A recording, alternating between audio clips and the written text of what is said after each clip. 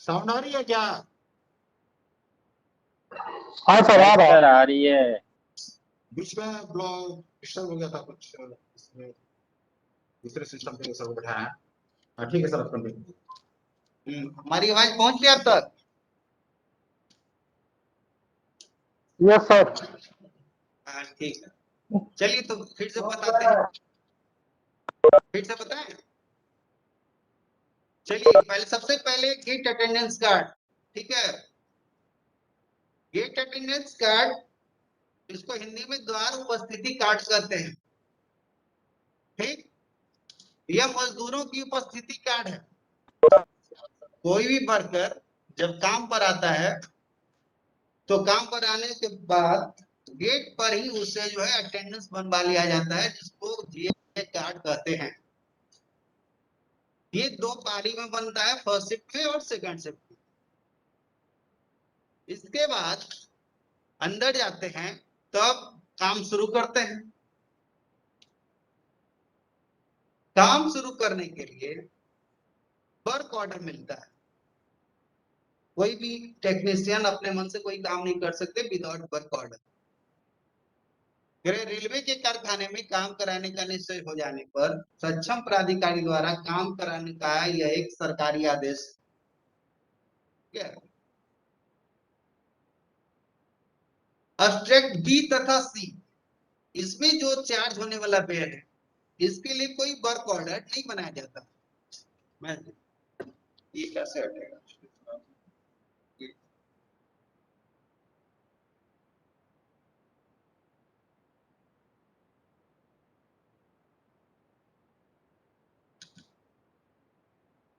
चार बी तथा सी को प्रभावित होने वाला व्यय के लिए कोई क्रिया आदेश या वर्क ऑर्डर जारी नहीं किया जाता है।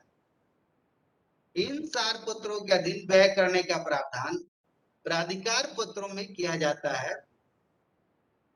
और ये वर्क ऑर्डर कई तरह के होते हैं। विनिर्माण क्रिया आदेश, जिसको मैन्युफैक्चरिंग वर्क ऑर्डर कहते हैं। दूसरा ग्रुप वर्क ऑर्डर, तीसरा कैपिटल वर्क ऑर्डर, चौथा परफॉर्मो ऑन कॉस्ट वर्क ऑर्डर, पांचवा general cost on work order. इसके बाद रेवेन्यू स्टैंडिंग वर्क ऑर्डर और डेवलपमेंट फंड वर्क ऑर्डर। कुल मिला के कम से कम 7 वर्क ऑर्डर होते हैं जिस पर कार्य किया जाता है। प्रत्येक रेलवे कारखाने में इस वर्क ऑर्डर का एक मुद्रित चार्ट जारी किया जाता है ताकि व्यय उपयुक्त क्रियादेशों के नाम किया जा सके। कोई दिक्कत? कोई तो बोलते ही नहीं, मजा नहीं आता भाई। रिप्लाई करते रहिए, तब कुछ पता चलेगा ना कि आप लोग उपस्थित है। यस सर, कोई दिक्कत नहीं है, साउंड आ रही है सर। चलिए, जब वर्क ऑर्डर तैयार हो गया, हमारे टेक्नीशियन काम करने के लिए तैयार हो गए। अब जब काम हम करेंगे तो उस पर खर्च होगा, जाहिर सी बात है। तो हमारा खर्च दो तरह के होता है, एक प्रत्यक्ष व्यय प्रभाव, दूसरा अप्रत्यक्ष व्यय प्रभाव, ठीक है। यानी कारखाना में जो भी कार्य होगा, जो भी खर्च होगा, उसको दो पार्ट में बांट देंगे, प्रत्यक्ष प्रभाव, अप्रत्यक्ष प्रभाव। प्रत्यक्ष प्रभाव मतलब सीधे सीधे जो दिखता है कि हमने इस पे खर्च किया। और अप्रत्यक्ष प्रभाव वो प्रभाव होता है जो होता तो है पर दिखता नहीं है, ठीक है। फिर श्रमिकों तथा सामान पर किया गया खर्च प्रत्यक्ष प्रभाव के अंतर्गत शामिल किया जाता है। यह खर्च बनाई गई वस्तुओं या शॉप में किए गए कार्यों का सीधा प्रभाव होता है। समझ में आ रहा है ना? अब आता है अप्रत्यक्ष प्रभाव, जिसको कि हम ऑन कॉस्ट कहते हैं। अप्रत्यक्ष प्रभाव, हाँ साउंड ठीक है। अप्रत्यक्ष प्रभाव के अंतर्गत, जी सर, अप्रत्यक्ष प्रभाव के अंतर्गत शॉप की सुविधा या सामान का संचालन के लिए किया गया व्यय शामिल होता है। समझे? यानी अप्रत्यक्ष प्रभार जो दिख तो नहीं रहा है, लेकिन शॉप में कार्य करने के लिए वो जरूरी था, या कोई कार्य संचालन के लिए वो व्यय करना जरूरी था, बट वो सीधे सीधे हमको दिखता नहीं है। यह व्यय बनाई हुई वस्तुओं के मूल्य या किए गए कार्य को सीधे चार्ज नहीं किया जा सकता, और ऐसे अप्रत्यक्ष व्यय को ही क्या कहते हैं, ऑन कॉस्ट कहते हैं। ठीक है, कुछ बोलिएगा तब ना हमको भी पता चलेगा। ठीक है सर, ठीक है। ठीक है, सर चलिए ठीक है और सर, ओके सर। ये अप्रत्यक्ष प्रभार जिसको कि हम ऑन कॉस्ट कहते हैं, ये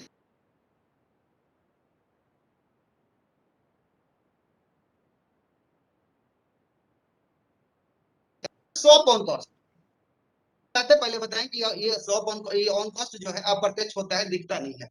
तो शॉप ऑन कॉस्ट क्या है कि इसके अंतर्गत शॉप में किए गए सभी अप्रत्यक्ष प्रभार इसके अलावा भी कुछ और उसमें शामिल होता है, जैसे किसी विशिष्ट शॉप के साथ संबद्ध कारखाना, अप्रेंटिस, चार्जमैन, मिस्त्री, कूली, शॉप क्लर्क, इटीसी और एक्सेट्रा एक्सेट्रा, वो सब की मजदूरी जो है शॉप ऑन कॉस्ट के अंतर्गत आता है। ठीक है, उसके बाद आता है शॉप का जैसे रद्दी सामान हो, काम के लिए लिया गया था बट वो रद्दी हो गया, स्क्रैप हो गया, लेकिन खर्च तो हमारा हो गया है। स्टेशनरी है, फॉर्म है, उसके जैसा और भी कुछ उपयोग करने वाला चीज है, ये शॉप ऑन कॉस्ट के अंतर्गत आता है। नेक्स्ट आता है छुट्टी वेतन। हमारे वर्कर्स काम कर रहे हैं, हो सकता है छुट्टी पे चलेगा, लेकिन वो शॉप में जब काम कर रहे हैं तो वेतन तो देना पड़ेगा उनको। एक निष्क्रिय समय है, निष्क्रिय समय आगे बताएंगे निष्क्रिय समय क्या होता है। बीमार हो गया, कोई घायल है, उसका वेतन या फिर कोई बकाया वेतन है, ये सब जो है शॉप ऑन कॉस्ट के अंतर्गत आता है। इसके अलावा और भी है, जैसे मशीन का रख रखाव, जैसे ग्रीस वगैरह लगाते हैं। हाँ बोलिए, बोलिए कुछ बोलिए। मशीनों का ग्रीस है, सूत का कपड़ा है, या क्या कहते हैं उसको, धागा वगैरह होता है जिसके मशीन कसने उसने का काम आता है। कोयला आदि है, छोटा मोटा औजार है, कोई सस्पेंड किया गया है तो उसको सस्पेंशन भत्ता अगर दे रहे हैं, तो ये सब जो है शॉप ऑन कॉस्ट के अंतर्गत आता है। समझ में आया? Yes sir. चलिए, तो शॉप ऑन कॉस्ट में कोई दिक्कत, किसी तरह यस का सर। कोई दिक्कत, कोई कैरी ऑन दिक्कत सर, है? Carry on. हाँ बोलिए। बोल रहे कैरी ऑन सर, आगे बढ़िए। चलिए ठीक है, नेक्स्ट आता है प्रोफॉर्मॉन कॉस्ट। प्रोफॉर्मॉन कॉस्ट क्या है भाई? ऑन कॉस्ट तो लगा हुआ है, इट मींस कि अप्रत्यक्ष प्रभार है निश्चित रूप से। कह इसमें अन्य पार्टी के लिए वाणिज्य लागत के आधार पर रेलवे अपना काम तो करता ही करता है, इसके अलावा वो बाहरी पार्टियों के लिए भी काम करता है। ठीक है, इसमें अन्य पार्टियों के लिए वाणिज्य लागत के आधार पर किए गए कार्यों की लागत में शामिल किए जाने वाले अनुपातिक प्रशासकीय तथा अन्य प्रभार। प्रशासकीय मतलब एडमिनिस्ट्रेटिव खर्च जो होगा उस पे, जो हम दूसरे पार्टी के लिए कर रहे हैं, जो बाहरी पार्टी है उसके लिए अगर हम कुछ करते हैं तो उस पर जो खर्च होगा वो सब क्या होगा, प्रोफार्मा ऑन कॉस्ट होगा। ठीक है, कह रहे इसमें वे खर्च भी शामिल तो होते हैं जो या तो सीधे जो कार्य संचालन व्यय के अंतिम लेखा सूचियों के अंतर्गत डाले गए हों, या रेलवे के कार्य संचालन व्यय में अंतिम लेखा सूचियों को प्रभावित किया जाता है, ये सारे जो है प्रोफार्मा ऑन कॉस्ट के अंतर्गत आते हैं। ठीक है, इसमें सर है कि एक्सक्यूज सर। हाँ बोलिए। सर ये परफॉर्मा ऑन कॉस्ट जो है, हाँ ये जैसे कि आप बोल रहे हैं कि मतलब कि वैसा कोई एक्सपेंस जो किसी एक पार्टिकुलर शॉप से जो रिलेटेड हो, बट वो कोई वर्क से रिलेटेड नहीं हो, तो वो परफॉर्मा ऑन कॉस्ट कहलाता है। नहीं नहीं नहीं नहीं नहीं, वो देखिए परफॉर्मा ऑन कॉस्ट है जो हम बाहरी पार्टियों के लिए काम करते हैं। ठीक है, उस पर जो अन्य तरह का खर्च आता है रेलवे तो अपना कार्य करता ही करता है, मैं जब दूसरे रेलवे के लिए कार्य किया, फिर दूसरे पार्टी के लिए कार्य करता है, ठीक है। तो जी उसमें जी, जो एडमिनिस्ट्रेटिव, हाँ बोलिए। नहीं ठीक है सर बोलिए। हाँ, तो उसमें जो अन्य पार्टियों एडमिनिस्ट्रेटिव, के लिए मंत्री। अन्य पार्टी मतलब जो बाहरी पार्टी है, थर्ड पार्टी, हमारा जैसे अपना रेलवे होगा, ठीक है। अभी सेंट्रल हाँ। रेलवे जो मतलब किसी और रेलवे के लिए भी काम करे, हमारे यहाँ तो 16 रेलवे है, ठीक है।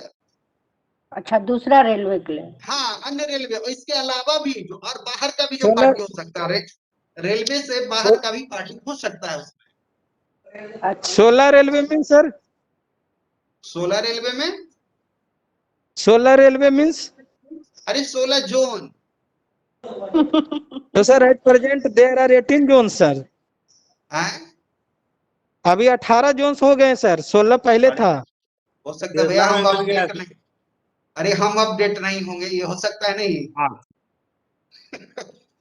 चलिए अब हाँ 18 है तो भाई। ठीक है, मान लीजिए कि 18 ही, हाँ, ठीक ना।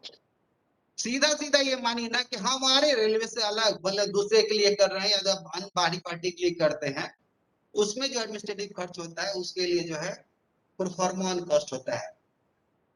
इसमें और भी मद है जो शामिल होता है, जैसे प्रशासन विभाग है, जैसे लेखा कार्यालय है, स्टोर है, कैश ऑफिस है, रोकड़ कर्मचारी का जो खर्च है उस पर वो सर सब वो पीएफ वगैरह जी परफॉर्मेंस कॉस्ट में ही आता है ना सर, पीएफ पीएफ, जी। पीएफ नहीं, देखिए कर्मचारियों का जो बोनस है वो आएगा, ठीक है। पीएफ एक अलग चीज है, पीएफ ऑन कॉस्ट में नहीं आएगा, ठीक है। ठीक सर, ठीक।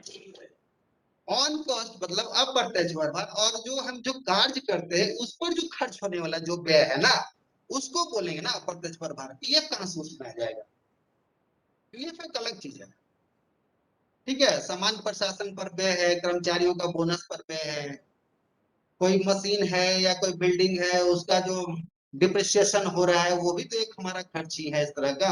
नहीं सर, एक्सपेंडिचर ऑन पीएफ है, एक्सपेंडिचर ऑन पीएफ जो है कौन परफॉर्मेंस कॉस्ट में आएगा सर, ये पूछ रहे हैं हम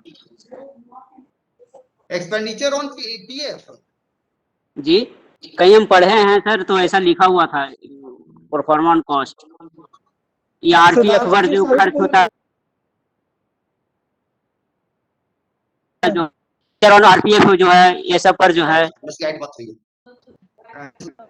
मत हुई, एकदम सीधा सीधा पढ़िए, 2-4 पॉइंट है इसमें, ज्यादा कुछ पढ़ना नहीं है, ठीक ना। जी जी कर्मचारी ठीक का सर, बोनस, बताइए। प्रशासन विभाग, ठीक, प्रशासन विभाग जैसे लेखा कार्यालय, स्टोर, रोकड़ कर्मचारी पर व्यय यानी कैश ऑफिस का जो कर्मचारी होगा वो। दूसरा, सरकार द्वारा कारखाना कर्मचारियों का व्यय, निर्वाह निधि, अंशदान और अनुदान, ठीक है। तीसरा, संयंत्र और इमारत आदि का मूल्यह्रास, कर्मचारियों का बोनस, समान प्रशासन पर व्यय, ये सब जो है परफॉर्मेंस कॉस्ट के अंतर्गत आता है, ठीक है। अब आता है जनरल ऑन कॉस्ट, ठीक है भाई। Yes sir. हाँ, कह रहे इसके अंतर्गत परफॉर्मेंस कॉस्ट के अलावा, देखिए एकदम सिलसिलेवार चलिएगा। जनरल ऑन कॉस्ट क्या कहता है कि इसके अंतर्गत परफॉर्मेंस कॉस्ट के अलावा एक ही कारखाने की एक से अधिक शॉपों द्वारा आपस में किया गया खर्च जनरल ऑन कॉस्ट कहलाता है। कोई एंड दिक्कत फॉर है? एग्जांपल सर, हाँ, इसमें एक ऐसा खर्च जो है, ऐसा कारखाना कर्मचारी जिनका मजदूरी कारखाना में चार्ज नहीं किया जाता है, ठीक है। जैसे यार्ड कर्मचारी को दी गई छुट्टी, बीमारी, घायल हो गया उसका वेतन, ये तो सीधे सीधे शॉप में खर्च नहीं हो रहा है, लेकिन इसके बगैर हमारा काम भी नहीं चलेगा, ठीक है। Yes sir. अच्छा सर, एक कंफ्यूजन है हाँ, कि आरपीएफ वगैरह जो होते हैं, आरपीएफ वगैरह, तो आरपीएफ का ये जो दिया जाता है उसका जो खर्च आता है तो वो जनरल ऑन कॉस्ट में आएगा या फिर एकदम शॉप ऑन आएगा। कॉस्ट में आएगा? नहीं, ये जनरल ऑन कॉस्ट में आएगा। जनरल ऑन कॉस्ट में ना? हाँ हाँ, आरटीए पर किया गया खर्च, मेस रूम का मेंटेनेंस चार्ज, ये सब जो है जनरल ऑन कॉस्ट। देखिए उसमें है 2-4 पॉइंट। पहला है यार्ड में माल डिब्बा का लोडिंग अनलोडिंग। उसके पहले क्या बताया, यार्ड कर्मचारी को दी गई छुट्टी, बीमारी, घायल होना और अवकाश वेतन जैसा है वो सब उसको मिलेगा। अब यार्ड में जो है माल डिब्बा का लोडिंग अनलोडिंग का समय जो व्यक्ति है, जो कर्मचारी है, उसका खर्च वो ऐसे कर्मचारी जो कारखाने से संबद्ध ना हो, ठीक है, जिसका कारखाना से कोई लेना देना नहीं है, जैसे ट्रेनर, टूल कीपर, ये सब का वेतन, ठीक है। जी भाड़े का रकम, कोई सामान लेकर गया है, उस पर जो प्रत्यक्ष रूप से खर्च होगा, वो किसी एक शॉप के लिए तो खर्च नहीं होता है, पर्टिकुलर जो सामान आता है करीब करीब सारे शॉप में आता है, तो जी जी उस पर जो खर्च आएगा वो जनरल ऑन कॉस्ट, ठीक है। विद्युत बिल, इलेक्ट्रिक बिल, किसी खास पर्टिकुलर शॉप के लिए नहीं विद्युत बिल बहुत होता है, पूरे कारखाना पे होता है, लेकिन काम तो सबका हो रहा है।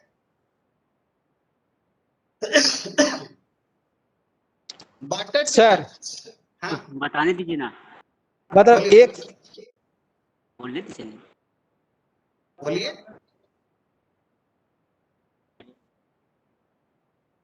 बोलिए बोलिए ना।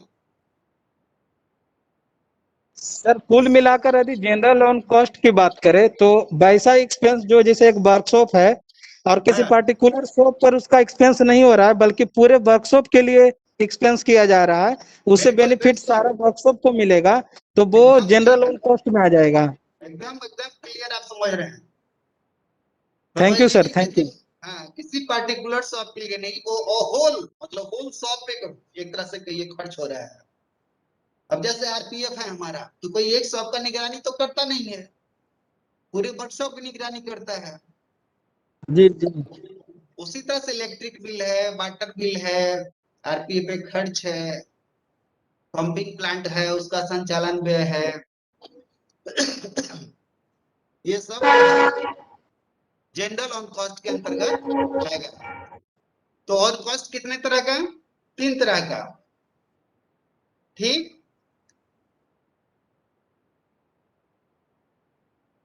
Shop on cost, perform on cost, general on और कॉस्ट। General on cost. ये तो क्लियर हो गया ना कि कहाँ कहाँ कौन सा खर्च होगा। Pro forma cost, general on cost, बिल्कुल बिल्कुल सर। चलिए अब आगे बढ़ते हैं। On cost.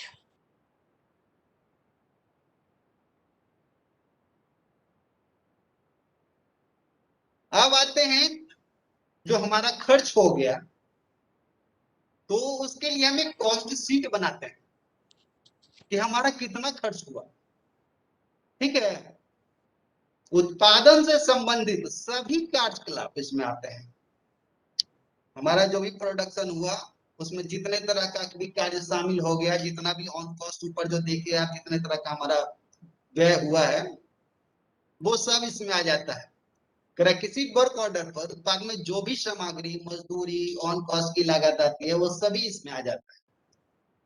और प्रत्येक कार्य पर कुल कितना व्यय हुआ वह इस लागत शीट से ही पता चल जाता है। इसको बोलते हैं कॉस्ट शीट, ठीक है। जी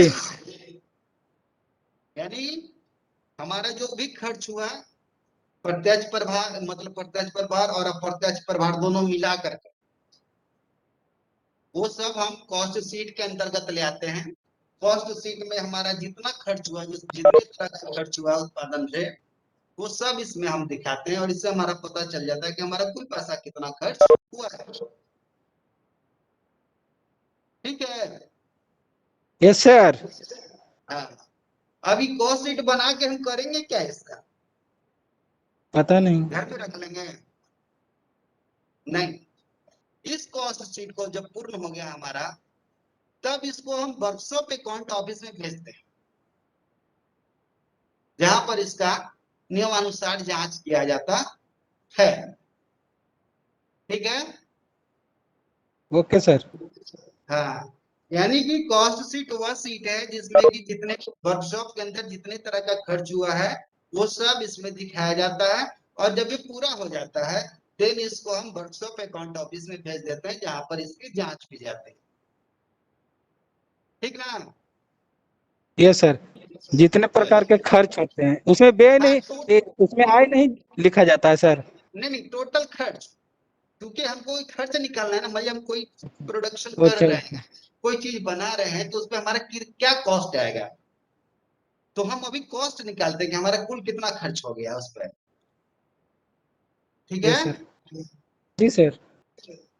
चलिए, अब ये वर्कशॉप में चला गया, वर्कशॉप अकाउंट ऑफिस के अंतर्गत चला गया।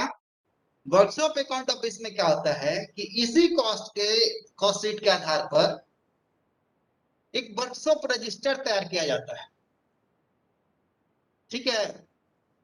पहले यस ये सर, कारखाना लेखा कार्यालय में प्रतिपादित किया जाता है। इसमें कारखाने में जो भी कार्य किया जाता है उस पर जो भी मजदूरी, भंडार, ऑन कॉस्ट या और तमाम तरह के जो भी खर्च है उसका लेखा किया जाता है किसमें? वर्कशॉप रजिस्टर में। तो ये खर्च हमको कहाँ से मिल गया? ये कॉस्ट खर्च शीट हमको से। कौन से सीट से मिल गया? ठीक है, जी। एकदम सीरियल चल रहे हैं। कॉस्ट शीट तैयार किए, कॉस्ट शीट को हम भेज दिए अकाउंट ऑफिस में। अकाउंट ऑफिस में जाने के बाद क्या हुआ, वो वर्कशॉप रजिस्टर तैयार हुआ, जहां पे कि इस कॉस्ट शीट से जो है सारा खर्च उसमें डाल दिया जाता है। इससे जो भी वर्क ऑर्डर दिया गया था उस वर्क ऑर्डर पे कितना खर्च हुआ हमारा, ये आसानी से पता चल जाता है। ठीक है? इसके साथ इसमें प्रत्येक कार्य आदेश के निम्न विवरण को भी मालूम किया जाता है या मालूम हो जाता है। जैसे कहते हैं कि कार्य आदेश का नाम है, कार्य का किस्म है, यदि कोई अनुमान लगाया गया है तो उसका संदर्भ है, कार्य किसके लिए किया गया है, कार्य प्रारंभ करने का लिए अथॉरिटी कौन था, कार्य शुरू करने का तिथि क्या है, अनुमान। हाँ जी, बोलिए बोलिए।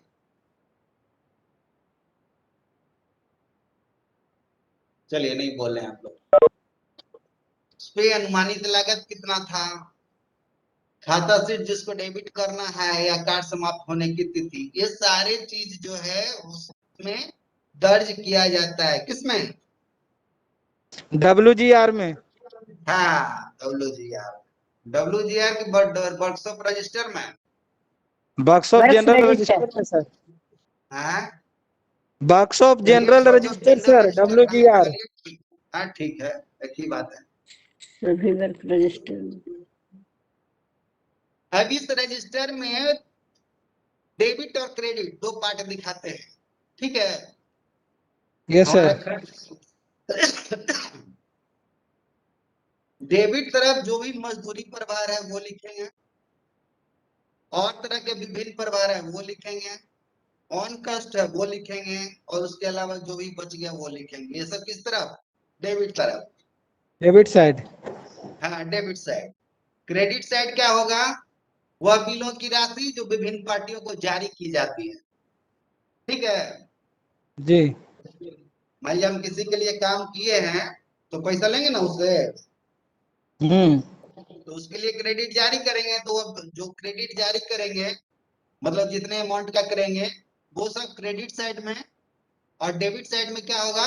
मजदूरी प्रभार, वेजेज चार्ज जो भी है, विभिन्न प्रभार और तरह के जो भी है, या फिर ऑन कॉस्ट। ऑन कॉस्ट में तो सब आ जाएगा, general cost, perform cost, shop on cost. ठीक है? जी। ठीक है, चलिए। अब क्या ये डेबिट क्रेडिट बनाने का क्या मतलब क्या है, क्या कर देंगे डेबिट क्रेडिट बना करके इसका? इस डेबिट और क्रेडिट का अंतर जो है आउटस्टैंडिंग दिखाता है कि हमारा बकाया राशि कितना है। ठीक है? और जी। इसी रजिस्टर के आधार पर उत्पादन विवरणी तैयार करते हैं, जिसको वर्कशॉप और स्टेटमेंट बोलते हैं। तो कौन सा, क्या बोले सर, क्या कौन सा स्टेटमेंट? वर्कशॉप और स्टेटमेंट, वर्कशॉप और स्टेटमेंट। जी, वर्कशॉप और टर्न स्टेटमेंट। कारखाना ठीक। उत्पादन विवरणी। ठीक है? जी। कह रहे प्रत्येक महीने के अंत में जब कारखाना सामान रजिस्टर में जिसको WGR आपने कहा, प्रत्येक महीने के अंत में जब कारखाना समान रजिस्टर में सब कार्यादेशों में व्यय और समायोजन की प्रविष्टियां पूर्ण कर ली जाती है, तो एक उत्पादन विवरण बनाया जाता है। ठीक है, इस विवरण में सारे कार्यादेशों का समावेश होता है, चाहे उसके अंतर्गत कार्य पूरा हुआ हो या पूरा नहीं हुआ। ठीक यस सर। ठीक है, कह रहा है ये विवरण दो भाग में बनता है। ये जो स्टेटमेंट है दो पार्ट में बनेगा, पार्ट 1 पार्ट 2 कर देते हैं उसको। वह कार्यादेश जिन पर व्यय का समायोजन उसी मास के खाते में होना है, यानी उसी महीने में होना है, वो पार्ट 1 के अंतर्गत। और वह कार्यादेश जिन पर अभी कार्य चालू है अथवा समायोजन शेष है, मतलब इसका क्या एडजस्टमेंट नहीं हुआ है, वो पार्ट 2, कार्यादेशों का समावेश होता है। वो पार्ट 2 में। ठीक है जी तो हमारा ये जो है वर्कशॉप पैटर्न स्टेटमेंट समझ में आ गया। जी जी थोड़ा मोरा। थोड़ा मोरा, चलिए थोड़ा समझ गए, बहुत समझ गया। नहीं, फिर से समझ लीजिए आप। महीने के अंत कह रहे हैं में कि कार्य- प्रत्येक महीने के अंत में, मतलब लास्ट में, महीने के अंत में जब कारखाना समान रजिस्टर, जिसको WGR कहते हैं, उसमें सब कार्यादेश जितना वर्क ऑर्डर हमें मिला था उस पर व्यय और समायोजन जितना के खर्च कर दिया और जितना एडजस्टमेंट हमने किया उसकी सारी एंट्री जब हम उसमें पूरा कर लेते हैं, देन जो है वर्कशॉप पैटर्न स्टेटमेंट बनता है। इस विवरण के सारे कार्यादेशों का समावेश होता है इसमें, चाहे वो उसके अंतर्गत कार्य पूरा हुआ हो या नहीं हुआ हो। ठीक है, यस सर। यह स्टेटमेंट दो पार्ट में बनाएंगे। पार्ट 1 वह कार्यादेश जिन पर व्यय का समायोजन उसी महीने में हुआ है, उसी या उसी खाते में होना है, उसी मास के खाते में होना है। और दूसरा वो जिसका कि समायोजन अभी हुआ नहीं है। ठीक है, ठीक है सर। ठीक है। चलिए, ये बनाते क्यों है, इसका उद्देश्य क्या है? इसका मुख्य उद्देश्य यह है कि कार्यशालाओं में हुए संपूर्ण व्यय का निष्पादन उचित लेखा शीट्स के अंतर्गत किया जा सके। ठीक है, उचित लेखा शीट्स मतलब समझते हैं ना, proper head of yes sir. ये हाँ, एकदम सही जगह पे जाके बैठ जाना चाहिए कि हमारा किस एलोकेशन में कितना खर्च हुआ है। ठीक है, ठीक है। चलिए अब इसके आगे चलते हैं। कारखाना विनिर्माण उच्चंत लेखा WMS अक्सर पूछता है भाई, ये क्वेश्चन जी WMS पूछता हूँ सर। ये जो है अक्सर पूछता है भाई। Workshop manufacturing service suspense. हाँ हाँ हाँ, आराम से आराम से। ठीक है, उस कार्य पर व्यय जो अभी चल रहा है या तो पूरा हो गया है।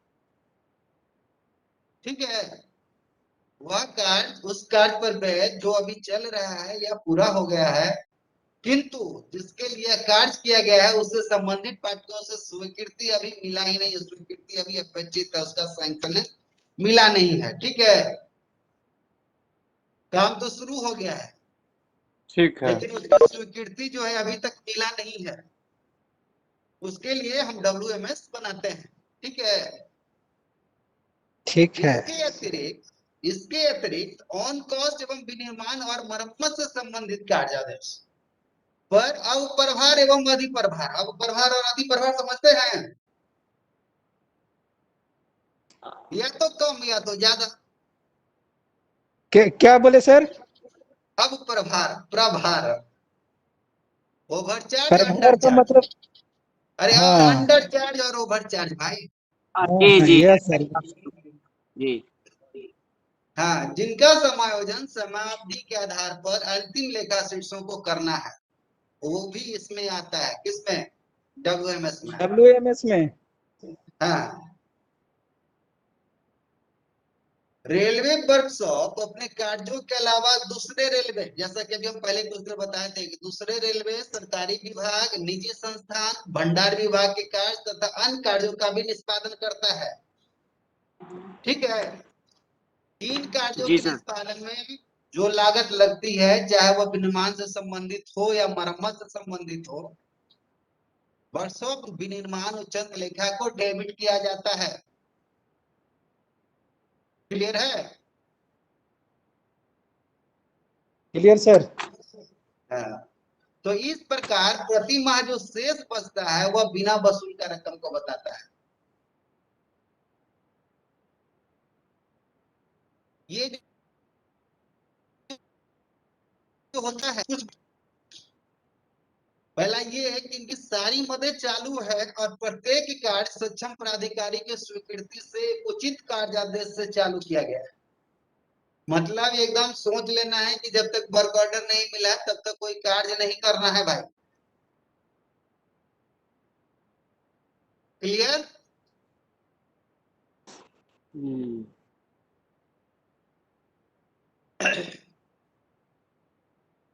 दूसरा है कि इसके ब्यौरे में श्रम, भंडार और ऊपरी लागत जो चल रहे हैं तथा पूर्ण कार्यों से संबंधित है, उसके अलावा अन्य कोई व्यय शामिल इसमें नहीं किया गया है। ठीक है? कोई जमा खाते का मद नहीं है और यदि ऐसा पाया गया है तो उस पर तुरंत कार्यवाही की जानी चाहिए। जो कार्य बाहरी विभागों या पार्टियों के लिए किया गया है उनके प्राकलन संबंधित पार्टियों से स्वीकृत है। मतलब ध्यान रखिएगा, जब तक जो है इसका एस्टिमेट स्वीकृत नहीं हुआ है तब तक जो हम उसका कार्य नहीं करेंगे। ठीक है? अनुचित शेष नहीं है। अनुचित शेष नहीं है का मतलब क्या है? कुछ भी उपर्युक्त से जितना भी जो संबंधित अभी हम बताए 4-5 पॉइंट, उसमें से जो है ऐसा नहीं है कि कुछ बचा हुआ है। और टाइम टू टाइम जो है ओवर चार्ज और अंडर चार्ज जो है उसका जो एडजस्टमेंट कर लिया गया है।